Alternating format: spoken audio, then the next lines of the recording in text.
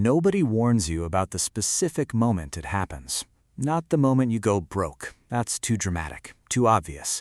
The real damage is quieter. It happens when you're doing everything you were told to do, working harder, earning more, staying out of trouble, and somehow the numbers still don't move. Somehow, the end of every month still feels exactly like the beginning. That is not bad luck. That is a mechanism, and it is working exactly as designed. There are 7 specific financial mistakes that keep ordinary people economically stuck. Not 7 vague habits, not 7 mindset shifts, 7 exact traps, each one with a trigger point, a moment in your financial life when it activates and starts draining you silently. The dangerous part is not the mistake itself. The dangerous part is the timing, because most of these hit when things are actually going well. When you just got the raise, when you finally paid off something, when you feel like you're winning. That is when the trap closes. Here's the first one. You get your first real paycheck, not the part-time money, not the survival income, the first check that feels like proof that the grind worked. And the instinct, the very first instinct, is to fix your life. New phone, better apartment, a car that doesn't embarrass you. These feel like rewards.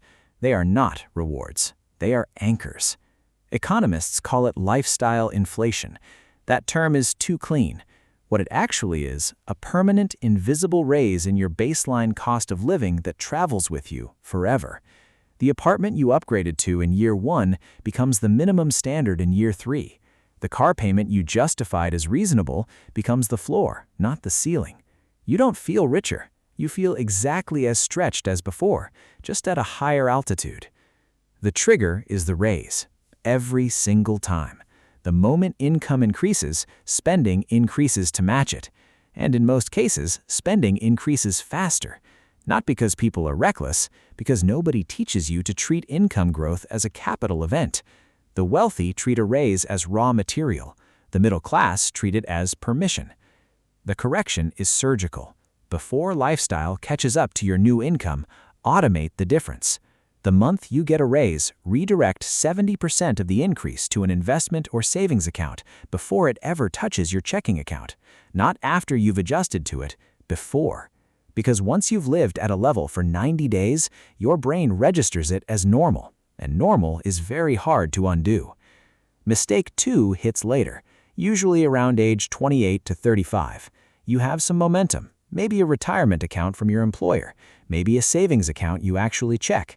And someone, a coworker, a relative, a convincing voice online, tells you about an opportunity, a startup, a real estate deal, crypto before it moves. And the pitch is always structured the same way: early access, limited window, asymmetric upside. This is not about whether the opportunity is real. Some of them are. This is about what the mistake actually is. And the mistake is not investing. The mistake is investing capital you cannot afford to lose in an asset you do not understand, because the social pressure of missing out feels worse than the financial risk of losing everything. Fear of missing out is not an emotion. In financial decision-making, it is a cognitive exploit. It hijacks your risk assessment.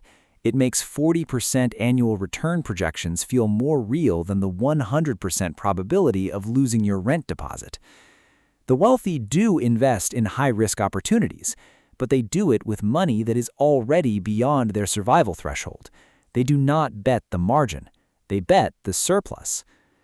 The correction: build what financial strategists call a kill fund, a separate, untouchable account that holds exactly 3 to 6 months of your fixed expenses, not your total expenses, your fixed ones: rent, utilities, insurance, minimum debt payments.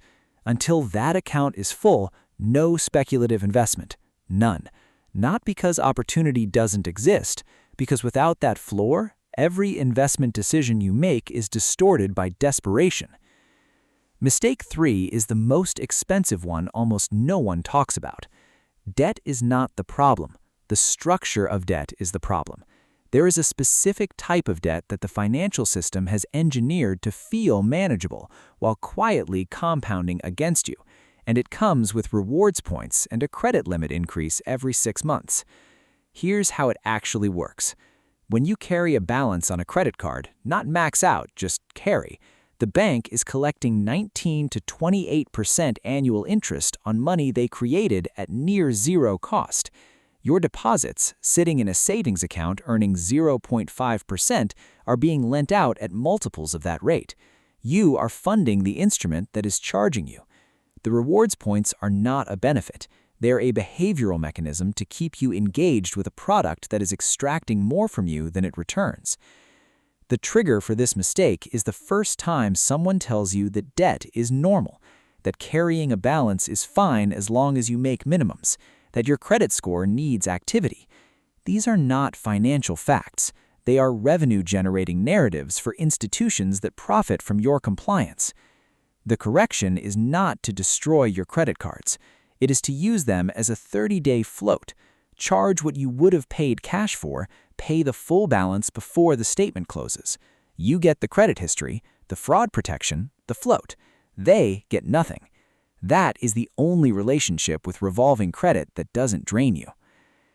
If this level of financial clarity is the kind of content you want more of, the uncomfortable mechanics behind money that most channels won't touch, subscribe now and turn on notifications.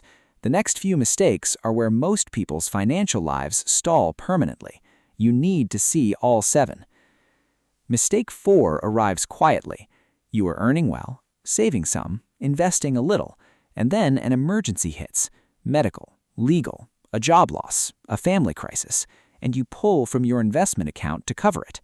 You pay the penalty, you pay the taxes, you lose the compounding, and then you rebuild from zero. This cycle, build, emergency, rebuild, is the defining financial pattern of the middle class, not because emergencies are unusual, because the system was never designed to survive them. The correction is sequencing. Most people invest before they insulate. The correct order is emergency fund first, high-interest debt second, then invest. This feels slow. It feels like you are losing time in the market. You are not. You are buying the right to stay in the market when reality hits, and reality always hits. Mistake 5 is the one nobody wants to hear. It hits between 35 and 45. You have built something real, a portfolio, equity in a property, a business with cash flow, and you stop learning. Not consciously, gradually. The strategy that worked at $50,000 stops working at $200,000. The tax approach that was fine at one income level becomes expensive at another. The asset allocation that made sense in your 30s starts carrying the wrong risk profile in your 40s. The financial system changes, tax laws shift, inflation restructures the math on fixed income, new instruments emerge. The people who compound generational wealth are not the ones who found the right strategy.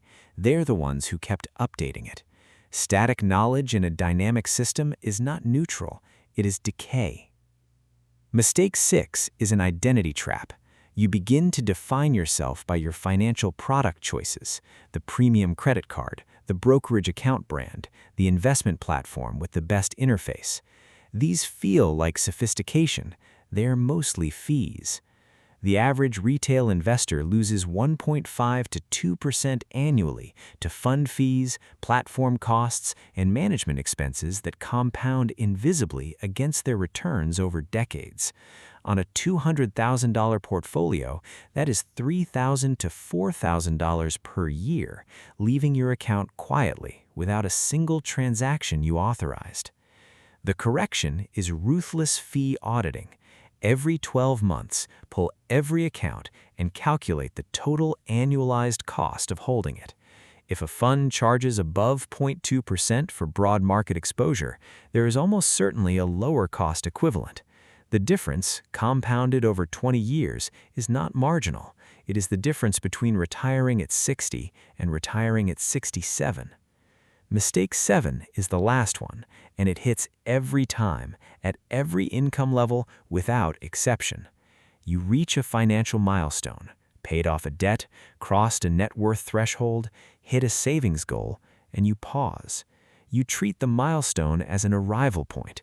You celebrate, which is right, but then the urgency fades, the automation slows, the attention drifts. Wealth does not grow in bursts of motivation. It grows in sustained, boring, relentless execution during the periods when it feels least necessary. The most dangerous financial moment is not the crisis, it is the plateau that follows a win. That is when the drift begins, and drift, compounded over years, is the most expensive mistake of all. The correction is a 90-day financial review, non-negotiable.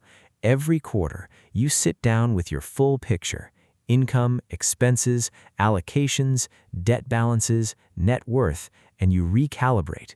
Not because everything changes every 90 days, because the ones who stay wealthy treat their finances like a living system, not a solved problem. 7 mistakes, 7 exact trigger points. None of them require catastrophe to activate. All of them work quietly inside ordinary financial lives at exactly the moments you are least expecting them. The system is not broken, it is working. The question is whether it is working for you or against you, and that answer changes the moment you stop treating money as a reward and start treating it as a tool that requires the same maintenance, precision, and strategy as anything else worth keeping. You now know exactly when the traps close. Do not walk into them.